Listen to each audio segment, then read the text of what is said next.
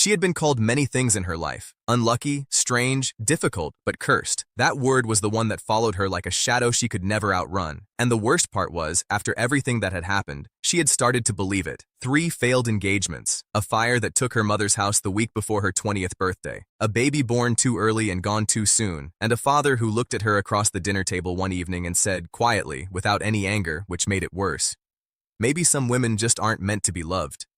She never forgot that. Not one single word of it. Her name was Clara Voss.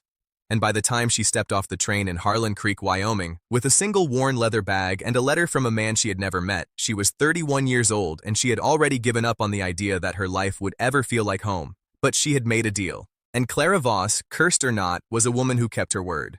If you love slow, emotional Western romance stories, the kind that stay with you long after they are over, you are in exactly the right place. Stay with this one, because this story is going to take you somewhere quiet and warm and real. The letter that brought Clara to Harlan Creek had been short and honest. She appreciated that. She had received plenty of flowery letters from men during her brief, humiliating time listed with a matchmaking service in Philadelphia. Men who promised the moon and the stars and then took one look at her at the station and suddenly remembered urgent business elsewhere.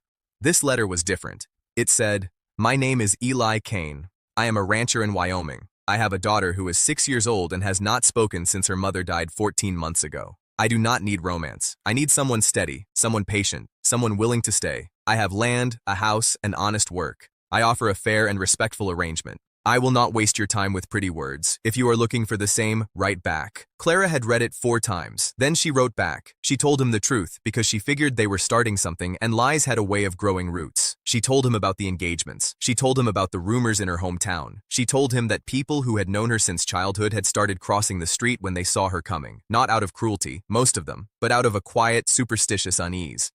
She told him that she was not cursed. She did not believe in curses, but she was a woman carrying a heavy history, and she needed him to know that before he agreed to anything. He wrote back in 4 days. "History is just what happened before. It does not decide what comes next. Come if you are willing. The spare room is clean." And so she came. The station at Harlan Creek was small and cold and smelled like pine wood and coal smoke. Clara stepped onto the platform and stood there for a moment, gripping her bag, looking around. There were a handful of people moving through the station, and she scanned each face, trying to guess which one was Eli Kane. She found him before she expected to. He was standing at the far end of the platform, not looking at her, looking at the mountains. He was tall, broader than the letter had suggested somehow, wearing a dark coat that had seen better days and a hat pulled low against the wind. His jaw was set. He looked like a man who had learned to stand still in storms. And then, as if he felt her looking, he turned. Their eyes met. He walked toward her without rushing. He stopped a few feet away and gave her a single, serious nod. "Miss Voss." "Mr. Kane." He looked at her bag. "Is that everything?" "Yes." He nodded again, picked up the bag before she could protest, and started walking toward a wagon at the edge of the road. She followed him, unsure whether to feel relieved or more nervous than before. They rode for almost 40 minutes without speaking. The land was enormous and pale gold in the late afternoon light, and Clara sat beside him on the wagon bench and watched it roll past and thought that whatever else this place was, it was beautiful in a way that felt slightly dangerous, like something that did not care whether you were there or not. Finally, Eli spoke. "I should tell you something before we get to the house." Clara looked at him. "All right. My daughter. Her name is Rose. She won't talk." He kept his eyes on the road. "The doctor says there's nothing wrong with her, not physically. She just stopped after her mother passed and hasn't started again. I need you to know that going in. She's not unfriendly. She watches. She takes her time." "I can understand that," Clara said quietly. Something shifted in his jaw. Not quite a smile, but something. "I thought maybe you could," he said. The house was a 2-story farmhouse with a wide porch and a barn set back from it by about 50 yards. It was not fancy, but it was solid. Someone had planted a rose bush along the porch railing, and even in the cold it had a few stubborn leaves clinging to it. Rose was sitting on the porch steps when they pulled up. She was small for 6, dark-haired like her father, with enormous brown eyes that missed nothing. She was wearing a blue coat that was slightly too big for her and holding a cloth rabbit by one ear. Clara climbed down from the wagon slowly. She walked toward the porch without rushing, stopped a few feet from the steps, and crouched down so she was at Rose's level. "Hello," Clara said. "My name is Clara. I'm very glad to meet you." Rose looked at her for a long moment. Then she held out the rabbit. Clara accepted it carefully, turned it over in her hands, then handed it back with a small nod, as if they had conducted an important transaction, and both parties were satisfied. When she looked up, Eli was watching from beside the wagon with an expression she could not quite read. They were married 4 days later. A simple ceremony in the office of the local judge, with 2 witnesses pulled in from the street. Clara wore her best dress, which was gray, and Eli wore a clean shirt that smelled like cedar. They did not look at each other much during the vows, but when the judge pronounced them husband and wife, Eli placed his hand briefly on the small of her back, just for a second, just to guide her toward the door. It was the first time anyone had touched her gently and longer than she could remember. She did not say that. She just kept walking. The town of Harlan Creek was not exactly welcoming. Clara had expected some wariness. She had not expected the whispers to follow her all the way from Philadelphia. She did not know how the story got there before she did. Small towns had long arms, apparently, and someone from her past had a cousin in Harlan Creek. Or maybe it was just the way rumors traveled, finding the fastest path to the places that would repeat them. Within her first week, she had heard it from 2 different directions. In the general store, a woman named Mrs. Aldrich had gone suddenly quiet when Clara walked in and then leaned toward the woman beside her in a way that was meant to be subtle and was not. And at the church on Sunday, a man had introduced himself pleasantly enough and then said, while shaking her hand, "Heard you've had quite a run of bad luck, Mrs. Kane." The way he said Mrs. Kane made it clear he thought the name did not suit her. Eli had heard it too. She knew he had because she saw him standing near the back of the churchyard a moment later with his arms crossed and his eyes on that man, and something in his posture made the man abruptly decide he had somewhere else to be. Eli did not bring it up directly. That was not his way. But that evening, when Clara was washing dishes after supper and he was at the table going over the week's accounts, he said, without looking up, "People in this town have good hearts mostly. They're just slow to let go of a story once they've got hold of one." "I'm used to it," Clara said. "You shouldn't have to be." She did not answer. She went on washing the dishes. But something in her chest shifted, just slightly, the way a window shifts when the latch finally catches. The days settled into a rhythm. Clara cooked and kept the house and mended things that needed mending. She was not a fragile woman, and she did not sit idle. She helped with the ranch when she could, learning what she did not know and asking without embarrassment when she needed guidance. She had grown up on the edge of a farming family, so some things came naturally, and others she simply worked until they did. Rose was her shadow. The little girl followed her from room to room, quiet as smoke, watching everything Clara did with those enormous, careful eyes. She never spoke, but she communicated in other ways. She would tug gently on Clara's sleeve to show her something outside the window. She would leave small things on Clara's pillow, a smooth stone, a dried flower, a folded piece of paper with a drawing on it. The drawings were always the same: a house, a woman, a little girl holding hands with the woman. Clara kept every single one. She did not push Rose to speak. She simply talked to her normally, told her small things, asked her questions she did not expect answers to, read to her in the evenings by the fire. And slowly, like ice thawing in early spring, Rose began to lean against her during the readings, then to reach for her hand, then to fall asleep against her shoulder. Eli watched all of this from the edges. He was not a man who showed things easily. Clara understood that. He had built walls the same way men built fences out here, methodically, one post at a time, because it was the only way to survive something that had broken the ground beneath you. His wife had died of a fever. He had sat with her for 9 days, and she had still left him. And he had a daughter who had gone silent with grief, and a ranch that needed him 7 days a week, and no room anywhere in that equation for softness. But Clara noticed things. She noticed that he always put an extra log on the fire before she came downstairs in the mornings, so the kitchen would be warm. She noticed that when she mentioned, once and casually, that she had always wanted to see the high pasture where the wildflowers grew in summer, he took her there on a Saturday afternoon without explanation, just arrived at the door with 2 horses saddled and said, "Thought you might want to see the North Ridge." She noticed that when Rose finally climbed into Clara's lap one evening and wrapped her small arms around her neck, Eli got up very suddenly and went outside for a while. And when he came back, his eyes were slightly red, and he did not look at either of them directly, just poured himself some water and stood at the window. She did not say anything. Neither did he. But something between them was changing, the way the season changes, slowly, without announcement, until one day you step outside and realize the air is different. It was in the 5th week that things broke open.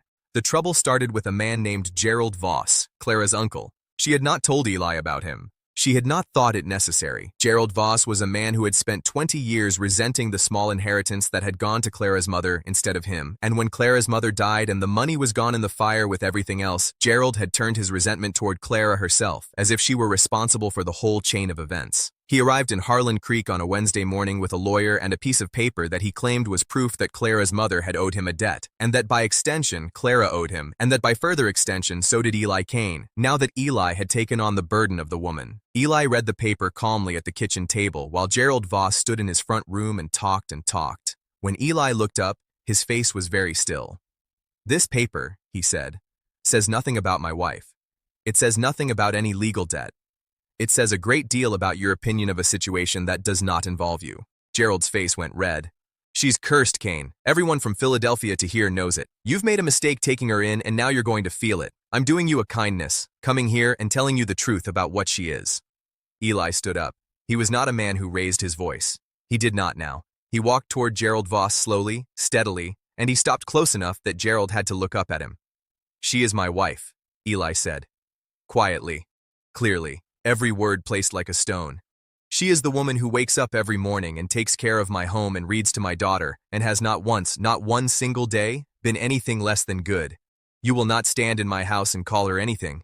You will take that paper and you will leave, and if you come back, I will let this county sheriff know about it. We clear?"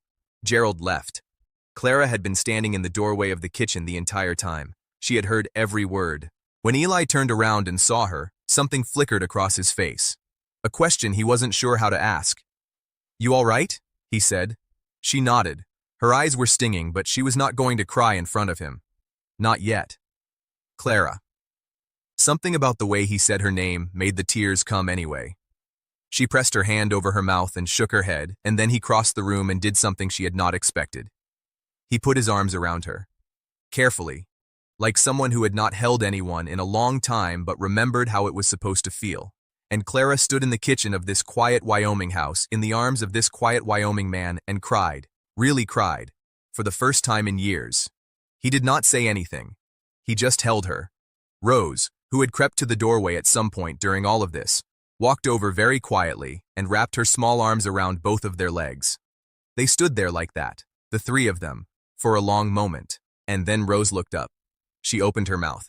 And in a voice that was small and rusty from not being used, she said, "Don't cry, Mama." The whole world went still. Clara looked down at her. Eli looked down at her. Rose looked back up at both of them with those enormous brown eyes, completely unaware that she had just split the world in two and put it back together in the same breath. Clara sank to her knees and gathered Rose into her arms and held her so tightly that the little girl squeaked a little and then laughed. Actually laughed, the sound of it so startling and so beautiful that Eli had to put one hand on the counter just to stay steady. He was not a man who cried, but he came very close. That night, after Rose was asleep and the house was quiet and the fire had burned low, Clara and Eli sat together on the porch in the cold, not touching, not speaking at first. Just sitting in the dark the way people sit when they have been through something together and do not need to explain it. Then Eli said, "I want you to know something." Clara waited. "I told myself this was just an arrangement, practical. That's what I kept telling myself." He was looking at the dark mountains on the horizon. "I think I stopped believing that a while ago. I just didn't know how to say it without scaring you off." Clara was quiet for a moment. Then she said, "I came here believing I was cursed." He looked at her. 3 weeks in, she said, Rose put a drawing on my pillow. A house with 3 people in it holding hands. I thought, whatever this is, it does not feel like a curse. It feels like the first thing in my life that feels like mine. The silence between them was different now, warm. Eli reached over slowly and took her hand. He held it on the arm of his chair, not dramatically, not desperately, just held it like it belonged there. "You're not cursed," he said. "No," she agreed. "I don't think I am." The winter was long and cold and beautiful and full of small moments that Clara stored carefully in her memory like precious things. Rose's voice growing stronger every week, the way she started calling Clara Mama without hesitation, as if she had always been waiting for her.